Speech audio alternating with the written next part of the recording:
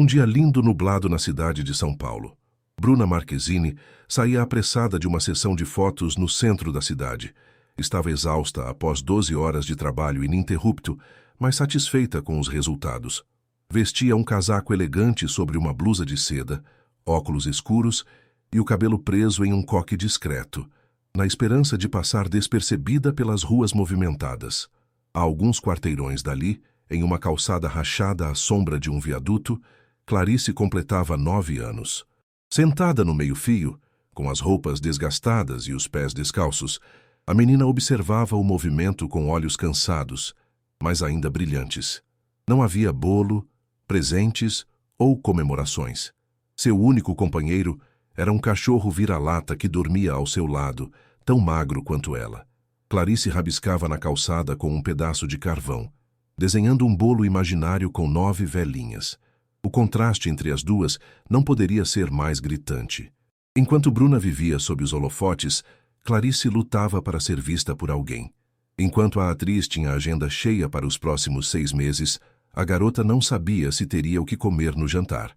O destino das duas se cruzou quando o motorista de Bruna tomou um desvio para evitar o trânsito. A limusine preta percorria lentamente uma rua estreita quando a atriz vislumbrou, pela janela entreaberta, a menina sentada sozinha. Algo na expressão da criança a fez pedir ao motorista que parasse o carro. Havia uma tristeza naqueles olhos que parecia familiar demais. "Espere aqui", ordenou Bruna ao motorista, ignorando os protestos de sua assessora sobre os riscos de ser reconhecida naquela área. Ao se aproximar da menina, Bruna percebeu que ela chorava silenciosamente, as lágrimas abrindo trilhas limpas no rosto sujo. Clarice levantou os olhos e, por um instante, congelou ao reconhecer quem estava diante dela.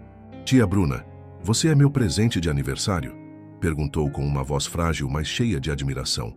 A pergunta atingiu a atriz como um soco no estômago. Lágrimas involuntárias começaram a escorrer por seu rosto.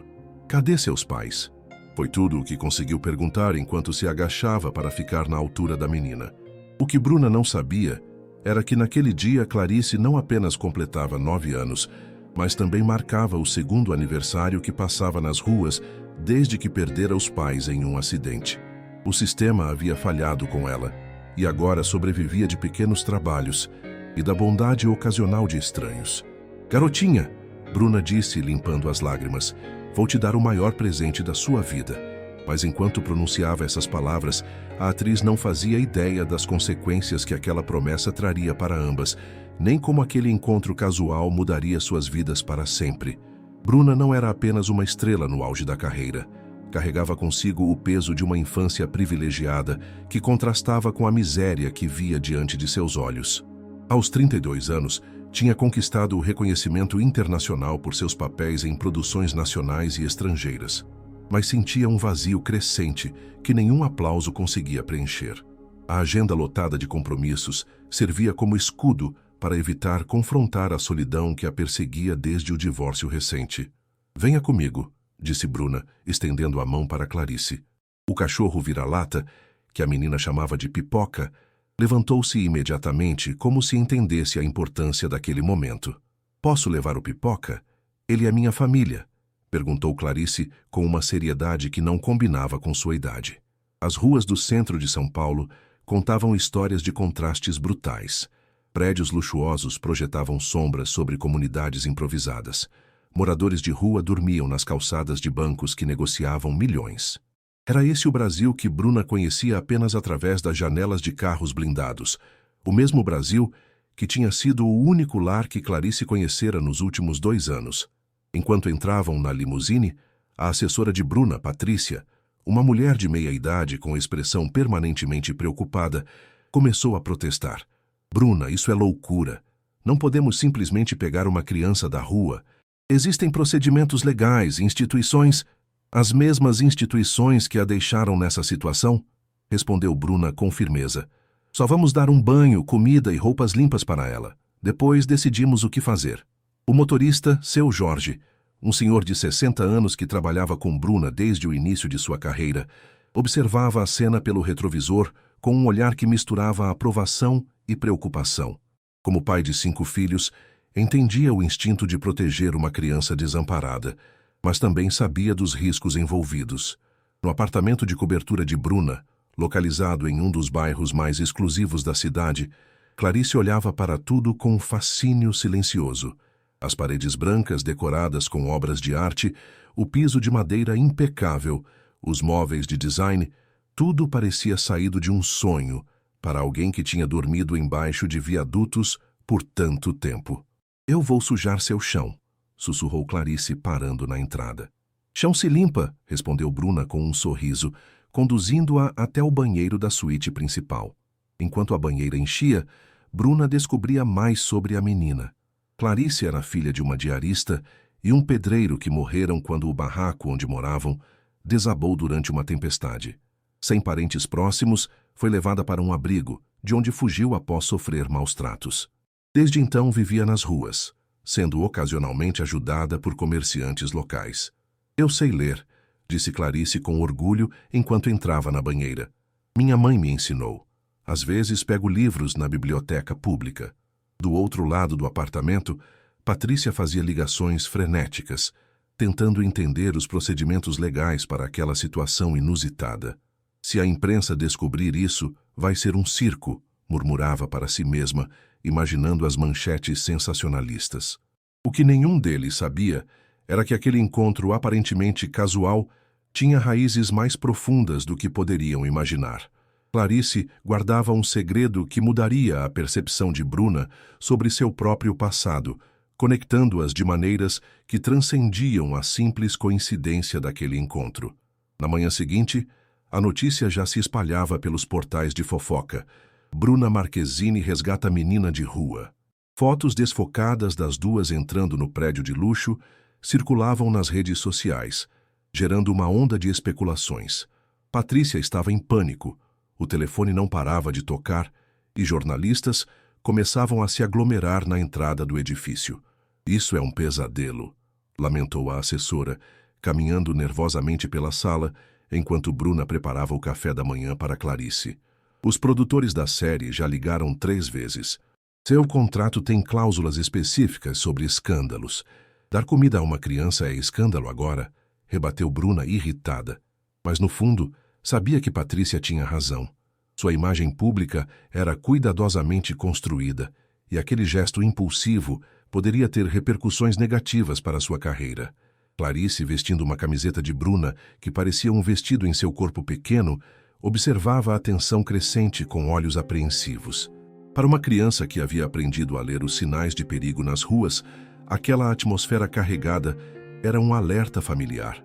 "Posso ir embora?", ofereceu a menina com uma voz quase inaudível. "Não quero causar problemas." Bruna sentiu o coração apertar. "Você não vai a lugar nenhum", garantiu abraçando-a. Mas a realidade batia à porta. Literalmente. O interfone tocou, anunciando a chegada de representantes do Conselho Tutelar. "Sr. Mendes e Sra. Mas Torres do Conselho Tutelar estão aqui para verificar uma denúncia", informou o porteiro. A entrada dos conselheiros transformou o apartamento em um campo de batalha burocrático. As perguntas eram diretas e incisivas. Como Bruna encontrou a menina? Por que a trouxe para casa sem acionar as autoridades? Quais eram suas intenções? "Entendemos sua boa vontade, senhorita Marquezine", explicou a senhora Torres com uma frieza profissional. "Mas existem procedimentos legais que não podem ser ignorados. A menor precisa retornar ao sistema de proteção enquanto investigamos seu caso." O medo nos olhos de Clarice era palpável. "Não quero voltar para o abrigo", murmurou agarrando-se à mão de Bruna. "Eles me batiam quando eu chorava à noite." A revelação caiu como uma bomba na sala. Os conselheiros trocaram olhares constrangidos, enquanto Patrícia via ali uma oportunidade de reverter a situação a favor de Bruna. "Vocês ouviram isso? É esse o sistema de proteção que vocês defendem?", questionou a assessora, seu instinto de gerenciamento de crise finalmente encontrando um ângulo favorável. Mas foi a reação de Bruna que surpreendeu a todos. Com uma determinação que raramente demonstrava fora das câmeras, ela se posicionou. "Quero iniciar imediatamente um processo de guarda temporária. Enquanto isso, Clarice fica comigo. Se precisarem remover esta criança deste apartamento, terão que fazer isso diante das câmeras que estão lá embaixo. Tenho certeza que o público brasileiro adoraria ver como o Estado trata suas crianças vulneráveis. Os conselheiros recuaram, prometendo avaliar a situação. Patrícia, percebendo a mudança no vento, já arquitetava como transformar aquele potencial desastre em uma campanha de imagem positiva. O verdadeiro conflito, porém, apenas começava. Naquela mesma tarde, uma ligação anônima chegou ao celular pessoal de Bruna. Número que pouquíssimas pessoas conheciam. "Você não sabe com o que está se metendo", disse uma voz masculina distorcida. "A menina tem um valor que você não imagina.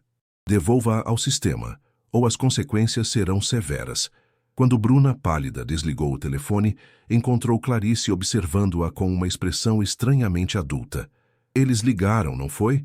Eles sempre me encontram", disse a menina, como se carregasse um conhecimento muito além de seus 9 anos. Enquanto os dias passavam, a vida no apartamento de Bruna assumia uma nova rotina. Entre gravações e compromissos inadiáveis, a atriz se desdobrava para estar presente na vida de Clarice. A menina, por sua vez, florescia com cada dia de segurança e cuidado, embora ainda tivesse pesadelos que a faziam acordar gritando no meio da noite.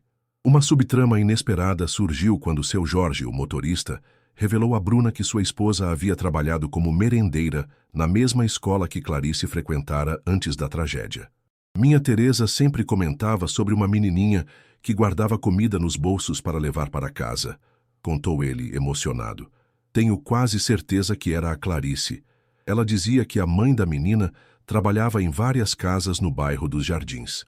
Essa informação fez Bruna questionar se alguma vez Clarice poderia ter estado em sua própria casa, trazida pela mãe para algum trabalho doméstico. A coincidência parecia grande demais para ser ignorada. Paralelamente, Patrícia enfrentava uma batalha nos bastidores. A notícia de que Bruna estava tentando obter a guarda temporária de uma menor havia vazado, e as reações eram polarizadas. De um lado, admiradores apoiavam o gesto humanitário. De outro, críticos questionavam se não era apenas uma estratégia de marketing. "O diretor está ameaçando cortar suas cenas se você não aparecer no set amanhã", informou Patrícia, visivelmente estressada. "E a marca de cosméticos está preocupada com a associação da imagem deles a essa situação." Bruna sentiu o tempo se fechando sobre ela. Em 2 semanas, precisaria viajar para o exterior para as filmagens de seu primeiro papel internacional. Um compromisso que havia lutado anos para conseguir. "Como posso deixá-la agora?", questionou-se, observando Clarice brincar com pipoca na varanda. O cachorro, aliás, havia se tornado um elemento de tensão com o condomínio de luxo, que não permitia animais daquele porte. A pressão do síndico somava-se à lista crescente de problemas.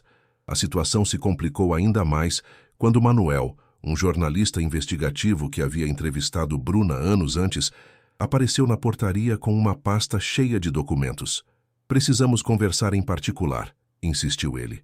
"Encontrei informações sobre o caso de Clarice que vão muito além do que você imagina." Os documentos revelavam que o abrigo de onde Clarice fugira estava sob investigação por suspeita de tráfico de crianças. Nomes poderosos da política e do empresariado apareciam em relatórios confidenciais, explicando por que o caso havia sido abafado. "Você mexeu em um vespeiro", alertou Manuel. "As pessoas que estão atrás de Clarice não são apenas burocratas do sistema. São perigosas e têm influência." Como se para confirmar suas palavras naquela mesma noite, o apartamento de Bruna foi invadido enquanto todos dormiam. Nada foi levado, mas uma mensagem foi deixada no espelho do quarto de Clarice, escrita com batom vermelho. "Ela nos pertence. Você tem 48 horas." O relógio começou a correr. Bruna tinha apenas 2 dias para descobrir a verdade por trás do interesse em Clarice, proteger a menina e decidir se sacrificaria o papel de sua vida para continuar essa batalha inesperada. A manhã seguinte trouxe uma atmosfera sufocante ao apartamento. Bruna cancelou todos os compromissos e, contra os protestos de Patrícia, contratou segurança particular para o prédio. O medo tinha se instalado permanentemente em seus olhos, mas havia algo mais forte crescendo dentro dela, uma determinação feroz que nem ela mesma reconhecia. Precisamos entender por que Clarice é tão importante para essas pessoas, disse Bruna para Manuel, que havia permanecido no apartamento após a invasão para ajudar nas investigações. Foi ao vasculhar os poucos pertences que Clarice carregava consigo quando a encontrou que o ponto de virada aconteceu. Dentro de um ursinho de pelúcia desgastado, único item que a menina se recusava a abandonar, Bruna encontrou um pequeno pendrive costurado no interior do brinquedo. Minha mãe disse que eu nunca deveria mostrar isso para ninguém, confessou Clarice com lágrimas nos olhos. Ela falou que era nosso seguro de vida, mas depois ela morreu mesmo assim. Quando conectaram o dispositivo ao computador, a revelação foi devastadora.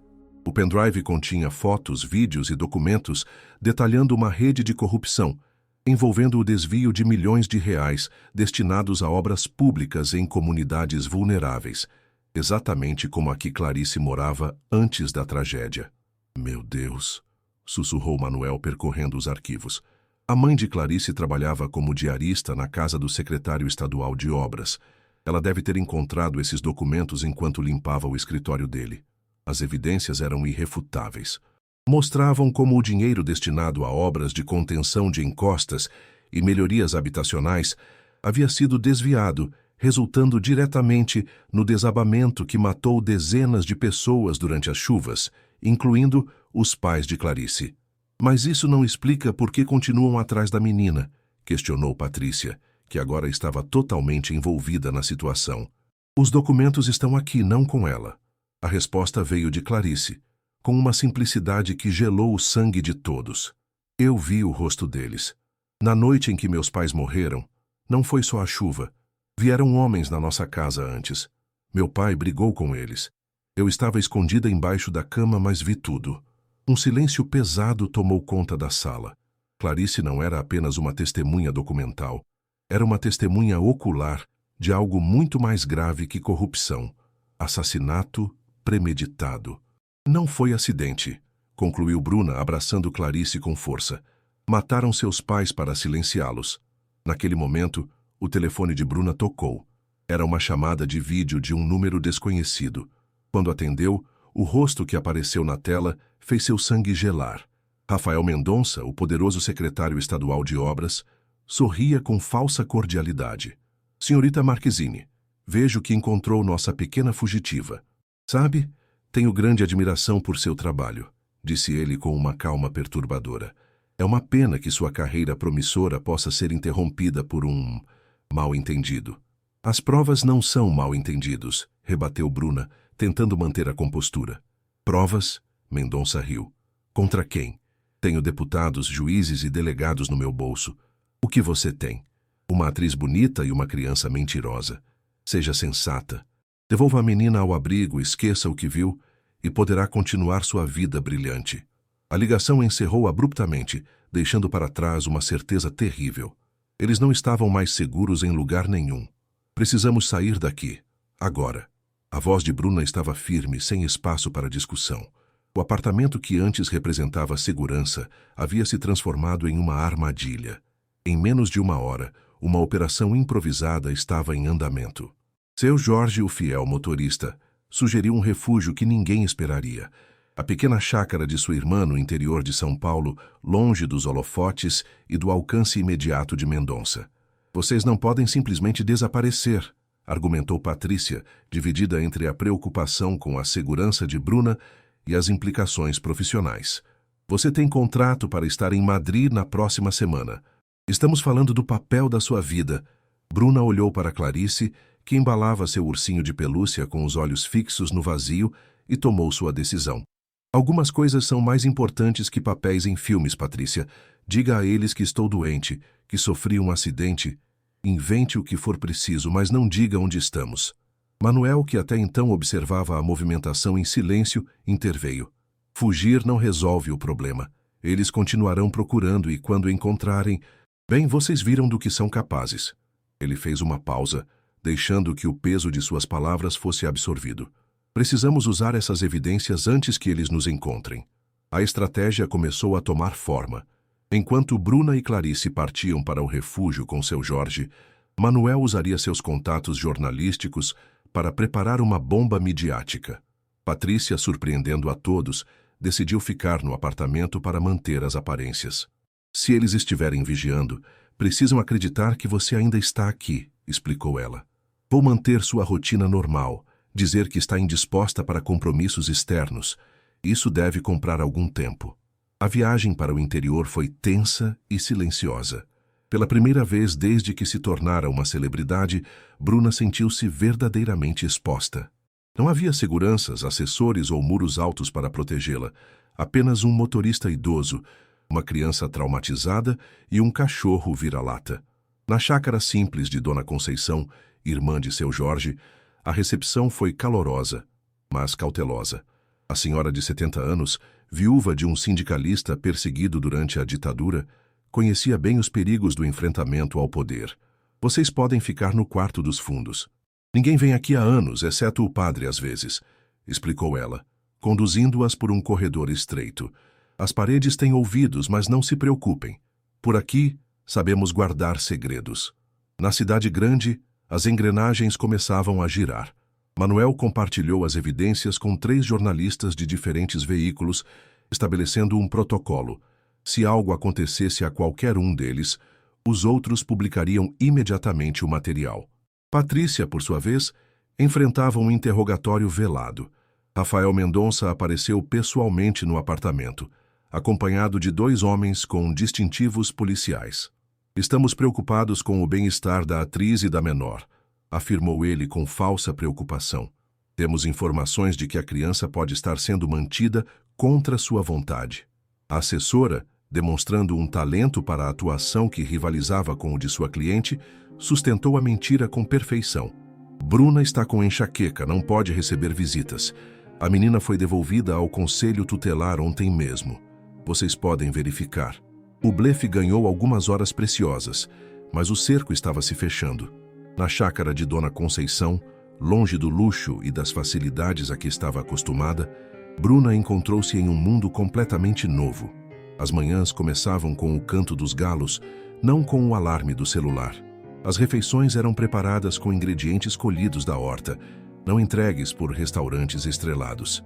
Nunca imaginei que você soubesse descascar batatas, comentou Clarice, observando Bruna lutar com um legume particularmente teimoso na cozinha simples. Nem eu, riu Bruna, surpreendendo-se com sua própria adaptabilidade. Cresci em um apartamento na Barra da Tijuca, onde minha maior preocupação era decorar textos e chegar pontualmente a testes. Aqueles dias de isolamento forçado permitiram que Bruna e Clarice desenvolvessem uma conexão que transcendia as circunstâncias que as uniram. A atriz descobriu em si uma força e uma resiliência que anos de conforto haviam adormecido. Clarice, por sua vez, começava lentamente a se comportar como a criança que era, não como a pequena adulta que a vida nas ruas a obrigara a ser. Você acha que eles vão nos encontrar aqui? Perguntou a menina durante uma tarde em que ajudavam Dona Conceição a colher mandioca. Não sei, respondeu Bruna honestamente, mas sei que não vou permitir que te machuquem novamente. Prometo. Era uma promessa arriscada, mas feita com convicção genuína. Em algum momento daquela jornada caótica, proteger Clarice havia se tornado o propósito mais importante na vida de Bruna. Na cidade, a situação se deteriorava rapidamente. Patrícia não conseguiu manter o teatro por muito tempo. Quando Mendonça descobriu que havia sido enganado, sua fúria se manifestou de maneira brutal. O apartamento de Bruna foi revistado ilegalmente, destruindo móveis e pertences. Manuel foi interceptado saindo da redação do jornal e apenas escapou graças à presença de outros jornalistas que testemunharam a abordagem agressiva. Foi seu Jorge quem trouxe as notícias alarmantes à chácara após uma viagem discreta à capital para avaliar a situação. Eles estão furiosos, Bruna.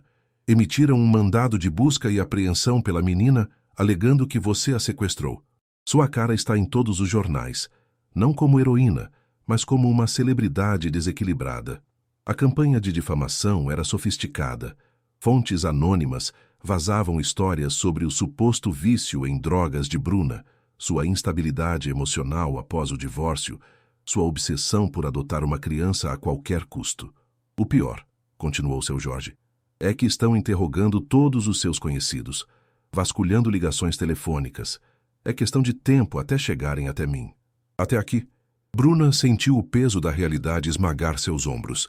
Tinha colocado em risco não apenas sua própria carreira e segurança, mas também a vida de pessoas que confiavam nela. Foi Clarice quem, surpreendentemente, ofereceu a perspectiva que mudaria tudo. Minha mãe sempre dizia que o medo é a arma dos homens maus, afirmou a menina enquanto desenhava na terra com um graveto.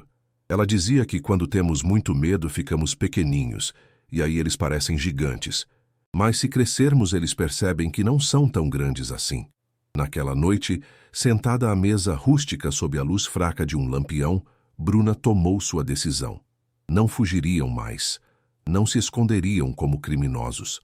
Vamos crescer, disse, acariciando os cabelos de Clarice, e mostrar a eles quem realmente somos. Com uma determinação renovada, Bruna começou a elaborar um plano que transformaria sua maior vulnerabilidade, sua fama, em sua arma mais poderosa. O plano precisava ser perfeito, pois não haveria segunda chance. Durante 3 dias, usando apenas um telefone pré-pago comprado por Dona Conceição na feira, Bruna coordenou os movimentos com precisão militar. "Manuel, você tem certeza que o material está seguro?" perguntou ela durante uma chamada particularmente tensa. "Distribuí cópias criptografadas para jornalistas em 5 países diferentes", confirmou ele. "Mesmo que silenciem todos no Brasil, não conseguirão conter a história internacionalmente." Patrícia, que havia transformado seu apartamento em quartel-general improvisado após a invasão à casa de Bruna, gerenciava o aspecto mais delicado da operação: garantir que o retorno da atriz aos holofotes acontecesse em seus próprios termos. "Consegui o contato do Carlos Martinelli", informou ela, referindo-se ao mais respeitado jornalista investigativo do país. "Ele está disposto a fazer a entrevista ao vivo, sem cortes ou edições. Só precisamos levá-los até lá." O desafio era imenso. Como transportar Bruna e Clarice de volta à capital sem que fossem interceptadas? Como garantir que chegariam ao estúdio antes que Mendonça descobrisse o plano e mobilizasse suas forças para impedi-las? A solução veio do improvável Padre Antônio, amigo de Dona Conceição e frequentador ocasional da chácara. Com seu carro simples e sua batina respeitável, seria o disfarce perfeito para iniciar a jornada. "O Senhor nos ensina a proteger os inocentes", disse o padre ao aceitar a missão. "Esta criança merece justiça e você, minha filha, merece redenção por sua coragem." As últimas horas na chácara foram dedicadas aos detalhes finais. Clarice foi instruída sobre exatamente o que deveria dizer diante das câmeras. Apenas a verdade, com suas próprias palavras de criança. Bruna encarava sua maior provação como atriz. Não interpretar, mas ser autenticamente vulnerável diante de milhões. "E se não acreditarem em nós?", perguntou Clarice enquanto arrumavam suas poucas roupas. Bruna ajoelhou-se para ficar na altura dos olhos da menina. "Alguns não acreditarão, outros tentarão distorcer nossa história, mas a verdade tem uma luz própria, Clarice. E juntas vamos fazer essa luz brilhar tão forte que ninguém poderá ignorá-la." Na véspera da partida, uma última complicação surgiu. Pipoca, o fiel companheiro de Clarice, adoeceu subitamente. O veterinário rural, chamado às pressas, diagnosticou uma infecção grave. "Não posso deixá-lo", chorou Clarice agarrada ao cachorro febril. "Ele é minha família." Aquele momento testou a determinação de Bruna. Adiar o plano significava aumentar as chances de serem descobertas. Mas seguir sem resolver a situação do cachorro poderia quebrar a confiança frágil que havia construído com a menina. "Nós não abandonamos família", decidiu Bruna, para o desespero de Patrícia no outro lado da linha. "O plano espera mais 24 horas." Aquela decisão aparentemente pequena, guiada pelo coração e não pela estratégia, seria o detalhe que mudaria tudo. A manhã da execução do plano começou com uma chuva fina e persistente, um prenúncio das tempestades que estavam por vir. Com Pipoca já recuperado e aninhado nos braços de Clarice, o grupo heterogêneo iniciou a jornada de volta a São Paulo. Um padre ao volante, uma estrela de cinema disfarçada com roupas simples e óculos escuros, uma menina de rua com seu cachorro e Dona Conceição fingindo ser a avó de todos. "Lembrem-se", instruiu Bruna enquanto se aproximavam dos limites da cidade. "A partir de agora, Qualquer pessoa pode ser um informante. Nenhum detalhe sobre o plano deve ser mencionado em público. O primeiro ponto de troca ocorreu em uma estação de trem nos arredores de São Paulo. Manuel esperava com um carro alugado em nome de terceiros. A despedida de Padre Antônio e Dona Conceição foi breve, mas carregada de emoção. "Que Deus proteja vocês", sussurrou a senhora, abraçando Clarice com força. O trajeto através da metrópole foi um exercício de nervos. Cada semáforo, cada viatura policial, cada olhar curioso de pedestres parecia uma ameaça. Manuel dirigia com precisão, evitando rotas principais e câmeras de vigilância. "Estamos sendo seguidos", anunciou ele subitamente, observando pelo retrovisor. "Sedã preto, 2 quarteirões atrás. Está conosco há pelo menos 10 minutos. O coração de Bruna disparou. Haviam sido descobertos? Era a hora do plano B, uma contingência que esperavam não precisar usar. "Clarice", disse Bruna com calma forçada, "lembra do que combinamos? Se algo acontecer, você vai com o Manuel até o estúdio. Eu vou criar uma distração." A menina assentiu, apertando Pipoca contra o peito. Seus olhos, que haviam visto mais dor do que qualquer criança deveria, agora refletiam uma determinação impressionante. Quando o carro parou em um semáforo, Bruna abriu a porta e saiu rapidamente. "Sigam para o estúdio conforme o planejado", instruiu. "Nos encontramos lá." Com passos decididos, ela caminhou na direção oposta, removendo o lenço que cobria seus cabelos. Foi questão de segundos até ser reconhecida por transeuntes. "É a Bruna Marquezine!" gritou alguém, criando instantaneamente uma pequena multidão ao seu redor. O sedã preto parou abruptamente. 2 homens desceram, claramente frustrados pela barreira humana que se formava em torno da atriz. Era a distração perfeita. Enquanto isso, Manuel levava Clarice para o encontro com Patrícia, que esperava nos fundos do estúdio de televisão. O momento crítico estava prestes a acontecer. Quando Bruna finalmente chegou ao estúdio, escoltada por fãs que involuntariamente se tornaram seus protetores, encontrou Clarice, Patrícia e Carlos Martinelli aguardando ansiosamente. "Estamos prestes a entrar ao vivo", informou o jornalista. "Tem certeza que quer fazer isso?" "Mendonça já está tentando impedir a transmissão, alegando violação de direitos da menor." "Mais certeza impossível", respondeu Bruna, segurando a mão de Clarice. As luzes do estúdio se acenderam. Milhões de brasileiros, atraídos pelo anúncio de uma entrevista exclusiva com Bruna Marquezine, após seu desaparecimento misterioso, sintonizaram seus televisores. "Boa noite, Brasil", começou Carlos. "Estamos ao vivo com Bruna Marquezine e uma convidada especial que tem uma história importante para contar." Naquele momento, as portas do estúdio se abriram violentamente. Rafael Mendonça, acompanhado por policiais e uma representante do Conselho Tutelar, irrompeu no set. "Desliguem essas câmeras", ordenou ele. "Isso é uma violação de ordem judicial." O que aconteceu em seguida entrou para a história da televisão brasileira. Em vez de ceder à intimidação, Carlos Martinelli manteve as câmeras rolando. Bruna, com uma serenidade que contrastava com o caos ao redor, entregou a Clarice o antigo ursinho de pelúcia. "Chegou a hora de mostrar ao Brasil o que você guardou com tanto cuidado", disse ela. Diante das câmeras, Clarice revelou o pendrive escondido no ursinho e, com sua voz infantil, contou a verdade brutal sobre a morte de seus pais e o esquema de corrupção que vitimou sua comunidade. A transmissão ao vivo, que seria assistida por mais de 40 milhões de brasileiros, não pôde ser interrompida, nem mesmo pelo poderoso Mendonça. As consequências da transmissão foram imediatas e avassaladoras. Antes mesmo do final da entrevista, as redes sociais explodiam com a hashtag Justiça por Clarice, que em poucas horas se tornaria o assunto mais comentado em todo o país.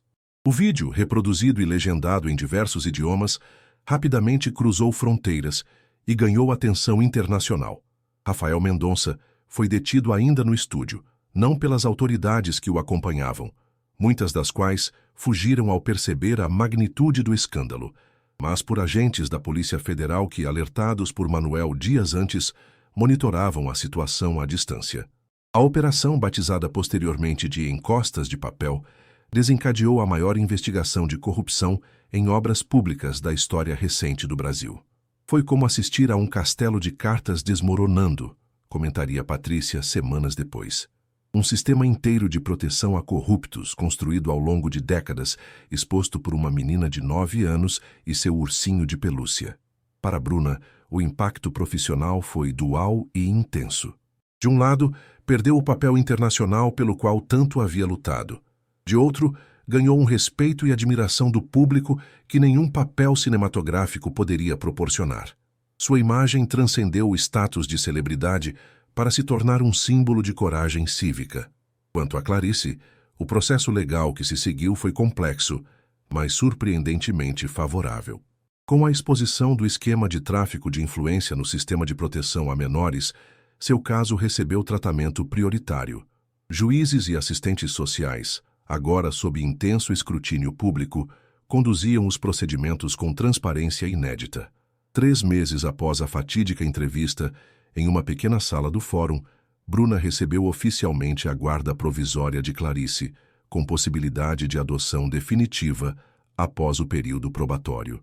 Pipoca, agora com documentos oficiais e microchip, foi reconhecido como animal de suporte emocional, garantindo sua permanência junto à menina.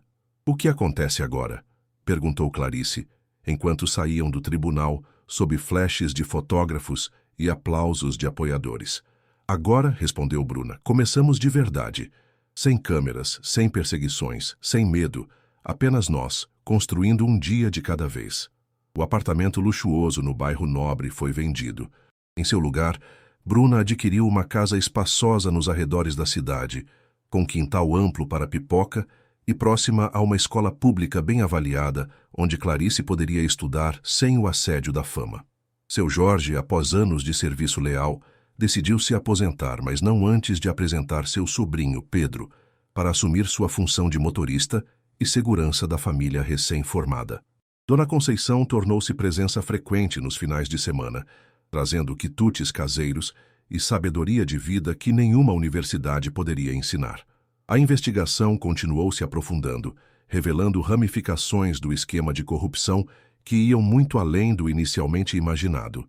Dezenas de políticos, empresários e servidores públicos foram indiciados.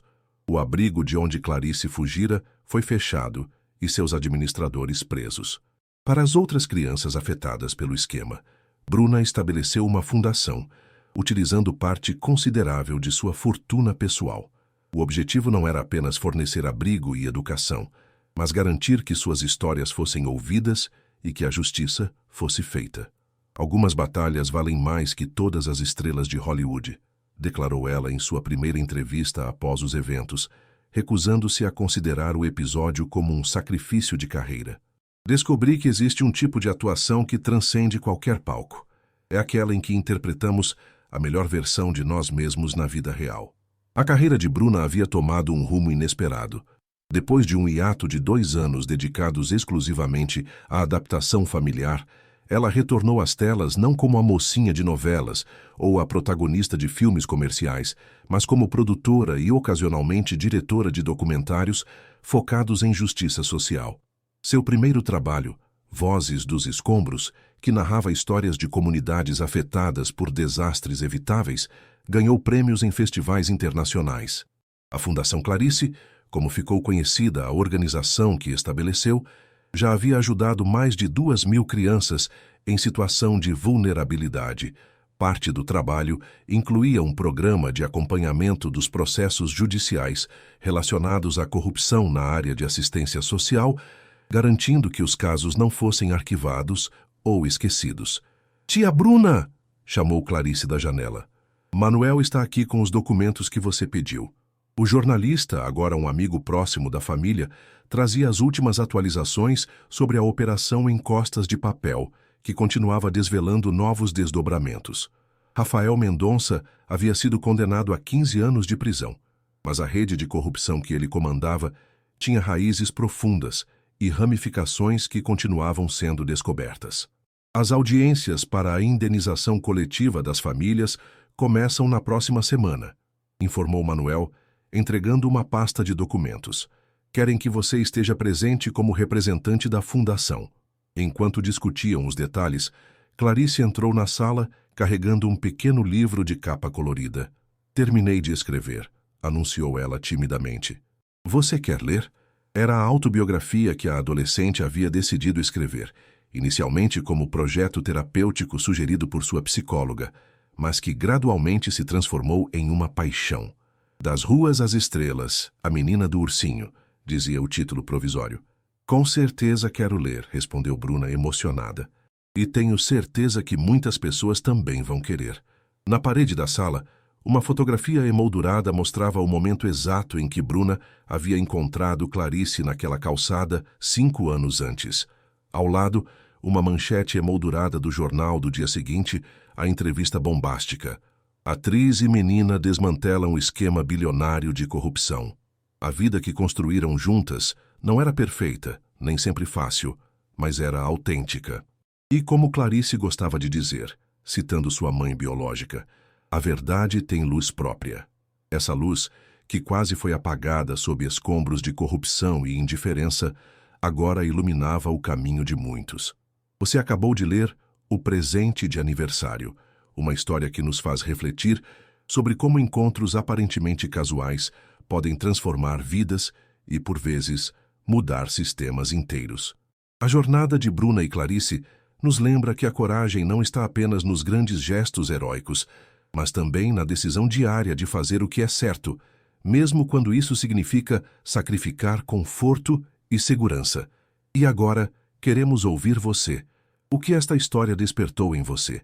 Talvez você tenha se identificado com a determinação de Bruna em proteger Clarice a qualquer custo, ou com a resiliência de uma criança que, mesmo após tantas perdas, manteve sua humanidade e esperança.